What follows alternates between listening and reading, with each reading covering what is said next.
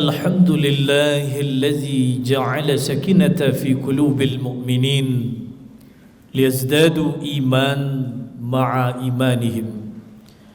صلاة والسلاما على نبينا محمد صلى الله عليه وسلم، بعثه الله رحمة للعالمين وأسوة للمؤمنين وعلى آله وأصحابه أجمعين. اللهم صل على محمد وعلى آل محمد. أما بعد فيا عباد الله، أوصيكم وإياي بتقوى الله فقد فاز المتقون. يا أيها الذين آمنوا اتقوا الله حق تقاته ولا تموتن إلا وأنتم مسلمون. قال الله تعالى في القرآن الكريم: أعوذ بالله من الشيطان الرجيم، بسم الله الرحمن الرحيم. لقد كان لكم في رسول الله أسوة حسنة إلى آخر الآية.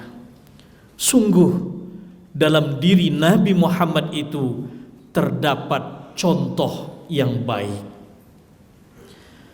Bapak-bapak, saudara-saudaraku jamaah Jumat yang dimuliakan Allah, tiada kata yang indah dan pantas kita ucapkan selain puji dan syukur kita kepada Allah Subhanahu wa taala. Allah yang Maha Pengasih, Allah yang Maha Penyayang, begitu sayangnya Allah kepada kita.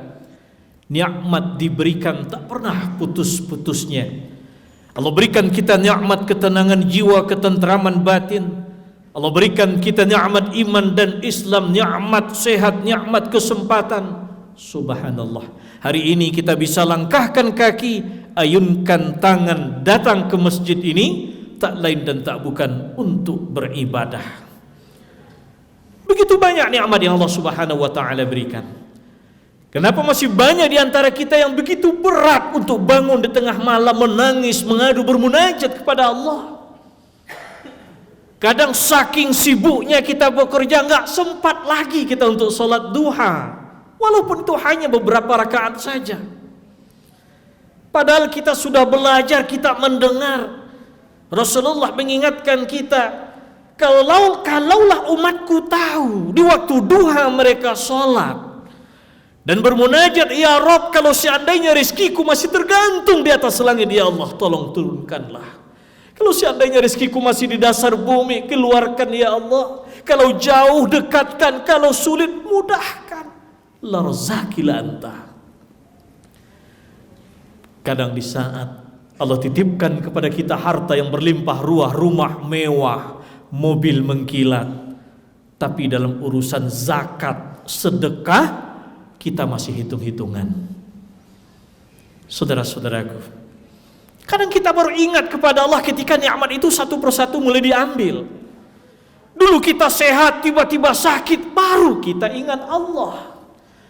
Dulu kita punya harta yang berlimpah ruah, rumah mewah, mobil mengkilat, habis, hilang, terbakar, kita atau ditipu orang, baru kita ingat Allah. Kita menangis, kita mengadu kepada Allah. Dalam Al-Quran Allah sudah ingatkan kita, fabi ayyi ala'i rabbikuma tukazziban. Maka nikmatku mana lagi yang akan engkau dustakan? La in syakartum lazidannakum wa la in kafartum inna azabi lasyadid. Jika kamu syukuri nikmat yang aku berikan, akan aku tambah, kata Allah.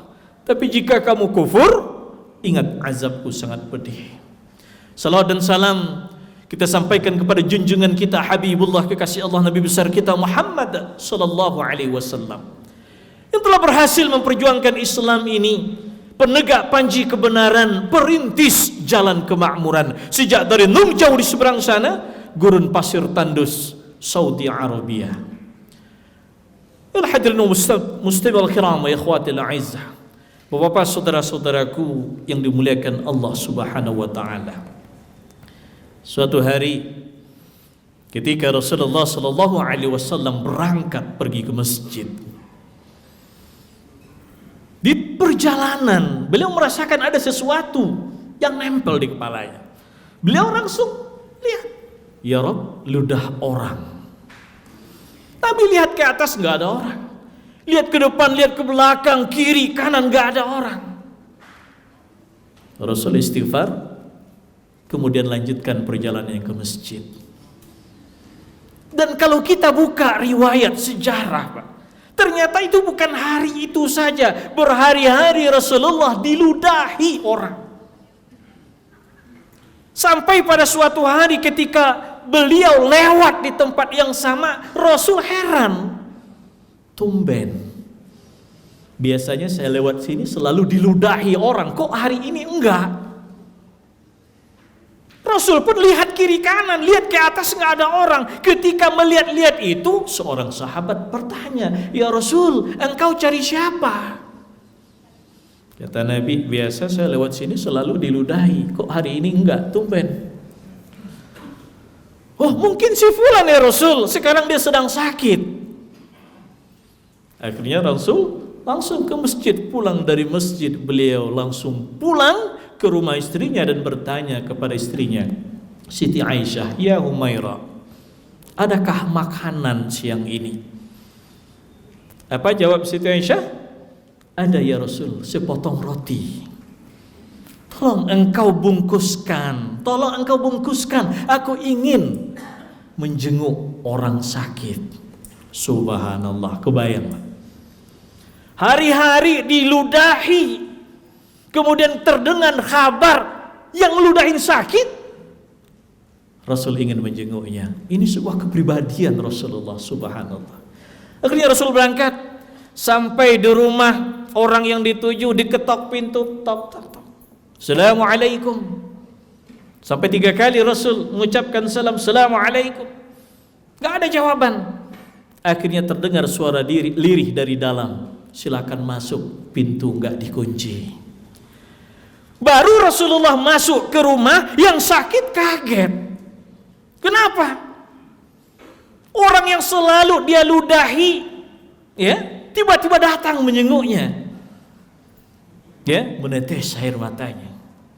"Ya Muhammad, belum ada satupun saudaraku yang datang, belum ada kawan karib kerabatku yang datang. Engkau yang setiap hari aku ludahi, tapi engkau pula yang datang menjengukku. Saksikanlah ya Muhammad, asyhadu an la ilaha illallah wa asyhadu anna Muhammadar Rasulullah." Begitulah kepribadian Rasulullah sallallahu alaihi wasallam yang harusnya kita contoh, yang harus kita tauladani. Karena ini sudah Allah perintah dalam Al-Quran, laqad kana lakum fi rasulillahi uswatun hasanah. Sungguh dalam diri Nabi Muhammad itu terdapat tauladan, contoh yang baik. Bapak-bapak, saudara-saudaraku, sekarang apa yang sudah kita contoh? Apa yang sudah kita tauladani dari kepribadian Rasulullah sallallahu alaihi wasallam? Begitu banyak sekali dalam tarikhul Islam, sejarah Nabi, kepribadian Nabi yang dicontohkan dalam kehidupan sehari-hari. Apa yang sudah kita lakukan? Kadang kita hanya karena berbeda paham agama, berbeda bismillah keras atau tidak, berbeda kelompok, berbeda partai, kita rela gadaikan ukhuwah Islamiyah kita. Padahal Rasul sudah begitu payah menyatukan umat. Wa'tasimu bihablillahi jami'an wa la tafarraqu. Berpegang teguhlah kepada tali Allah. Jangan bercerai-berai. Selalu kemana-mana kita memproklamirkan, oh kami adalah pengikut Rasulullah sallallahu alaihi wasallam. Tapi dalam khutbah Jumat saja kita masih tidur. Tidak lagi kita dengarkan tausiah-tausiah agama, peringatan-peringatan yang disampaikan oleh para khatib, yang disampaikan ayat-ayat Allah. Ayolah hadirin wa mustamil kiram ya ikhwatil a'izzah. Apalagi akhir-akhir ini melihat bagaimana kondisi Islam sekarang. Makanya pantas sejak umat Islam dijajah oleh bangsa barat, sejak umat Islam terpukul mundur oleh bangsa Spanyol, umat Islam tertidur, Pak. Tertidur nyenyak sekali. Berabad-abad lamanya umat Islam dijajah. Sampai saat ini umat Islam masih terbelenggu dalam keadaan mufarraqah, berpecah belah. Innamal mu'minuna ikhwah. Sesungguhnya orang mukmin itu bersaudara. maka perbaiki persaudaraan di antara kamu. Tapi apa yang terjadi, Pak? Ya, kita masih gontok-gontokan, menjelekkan. Dalam surat Al-Hujurat Allah sudah ingatkan, la yaskar qaumun min qaumin asa yakunu khairan minhum. Wahai orang-orang yang beriman, jangan kamu memperolok-olokkan, meremehkan, menghina, merendahkan kaum yang lain. Boleh jadi orang yang kau anggap rendah itu malah lebih baik daripada kamu. Kita merasa kita ahli sunnah, kita merasa kita orang-orang yang benar, kita bangga dengan profesor gelar yang kita miliki, kita bangga dengan kekayaan kita, dan selalu memandang remeh, memandang rendah orang yang lain. Apakah doa kita makbul? Apakah kita tidak tahu orang yang kita anggap rendah itu ketika mereka sujud, mereka bermunajat, doanya Allah kabulkan. Wala talmizu anfusakum, jangan kamu celak dirimu. Wala tanabazu bil alqab, jangan pula kamu mengasih-ngasih gelar. Ini dalam surah Al-Hujurat jelas, Pak. Dari ayat 11, 12, 13 jelas. Larangan demi larangan yang Allah katakan. Ya ayyuhalladzina amanu jatanibu katsiran minaz zann. Hai orang-orang yang beriman, jangan buruk sangka.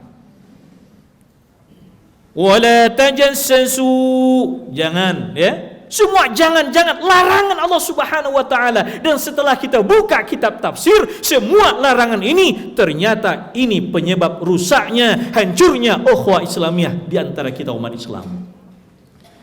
Karena kita suka memperolok-olokkan orang lain, di saat kita suka merendahkan orang lain sehingga orang lain hatinya terluka, mereka memisahkan diri, rusak kebersamaan kita. Kita cari kesalahan, kita buka aib saudara kita. Wala yaghtab ba'dukum ba'da ayuhibbu ahadukum ayyakula lahma akhihi maitan. Apakah kita mau memakan daging saudara kita yang sudah mati? Orang yang suka kita pergunjingkan, orang yang suka kita buka aibnya, padahal semua mereka adalah saudara-saudara kita. Semua larangan-larangan yang Allah jelaskan dalam surah Al-Hujurat itu ternyata ini yang membuat rusak ukhuwah Islamiyah kita. Maka kembali kita kepada apa yang dipesankan oleh Rasulullah sallallahu alaihi wasallam. Apa pesan Rasul? Perkokoh ukhuwah kita. Wa'tasimu bihablillahi jami'an wa la tafarraqu. Berpegang teguh kepada tali Allah, jangan bercerai-berai. Rasulullah mencontohkan kepada kita kepribadian yang bagus. Rasulullah ajarkan kita untuk tidak dendam. Rasul diludahi, Rasul enggak dendam, malah Rasul datang menjenguknya. Kadang kita, saudara kita sudah kita dengar, udah ditelepon kita, udah lihat pula di Facebook, nampak pula di WhatsApp, ada saudara kita di rumah sakit, dirawat. Kadang enggak pernah terbetik sedikit pun kita untuk datang menjenguk. Jangankan untuk menjenguk, kadang untuk belasungkawa pun kita tidak sempat lagi, padahal kita mengaku kita bersaudara.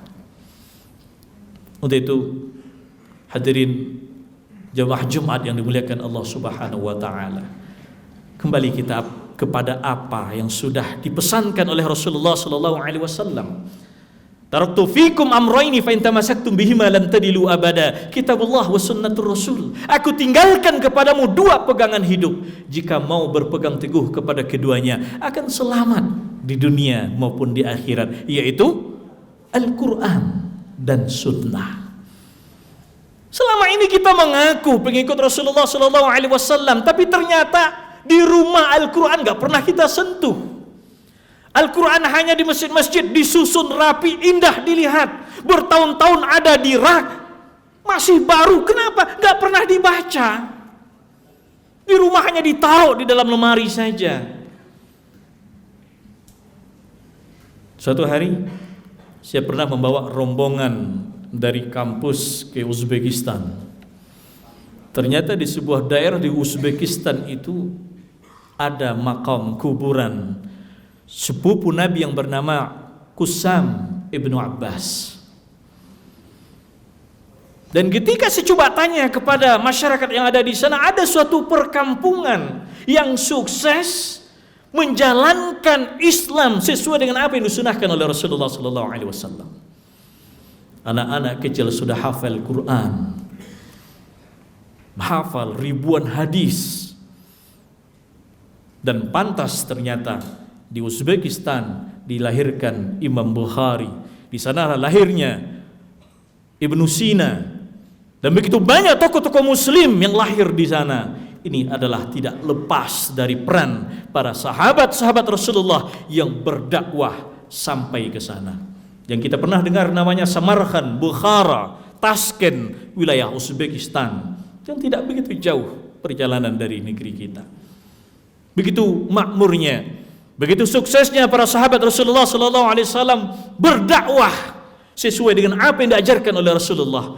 Maka sekarang kita yang tinggal di negeri ini kembali kepada apa yang sudah Rasulullah ajarkan kepada kita. Al-Quran selama ini yang hanya mungkin sebagai hiasan dalam hidup kita, mari kita kembali baca. Berapa halaman kita bisa baca Al-Quran satu hari?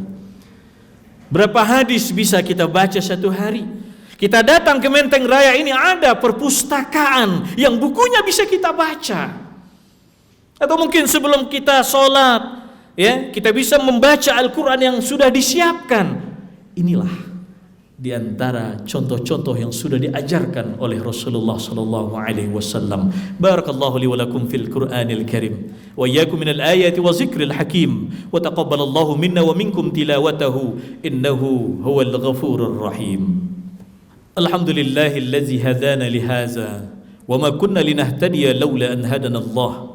Asyhadu an la ilaha illallah wa asyhadu anna Muhammadan abduhu wa rasuluhu sallallahu alaihi wasallam la nabiyya ba'dah. اللهم صل على محمد وعلى آل محمد أما بعد فيا عباد الله أوصيكم وإياي بتقوى الله فقد فاز المتقون يا أيها الذين آمنوا اتقوا الله حق تقاته ولا تموتن إلا وأنتم مسلمون قال الله تعالى في القرآن الكريم أعوذ بالله من الشيطان الرجيم بسم الله الرحمن الرحيم والعصر إن الإنسان لفي خسر إلا الذين آمنوا وعملوا الصالحات وتواصوا بالحق وتواصوا بالصبر. Allah bersumpah dengan nama waktu. Demi waktu, sesungguhnya manusia berada dalam keadaan rugi kecuali orang-orang yang beriman dan beramal soleh. Maka di saat Allah masih titipkan kepada nikmat hidup sekarang ini, nikmat kesempatan saat ini, jangan disia-siakan. Kalau selama ini kita jauh dari jalurnya Allah Subhanahu wa taala, Al-Qur'an enggak pernah lagi kita baca, sedekah jarang lagi kita keluarkan, zakat apalagi, maka sadari diri, hidup ini sementara, gak ada yang kekal, gak ada yang abadi. Jangan bangga kita dengan kekayaan kita, jangan bangga kita dengan pangkat yang kita miliki, karena semuanya itu sementara. Ad-dunya lahwun wa la'bun, dunia itu permainan dan sementara. Hanya kain kafan yang akan menemani kita di dalam kubur. Gak ada satupun harta yang kita miliki yang akan kita bawa, gak ada satupun pangkat jabatan yang akan kita bawa. Hanya amal soleh yang akan kita bawa. Sadari saudara-saudaraku, kullu nafsin zaikatul maut, setiap yang bernyawa pasti akan mati. Tidak yang tua, yang muda pun kalau ajalnya sudah datang, tidak ada istilah undur dan maju.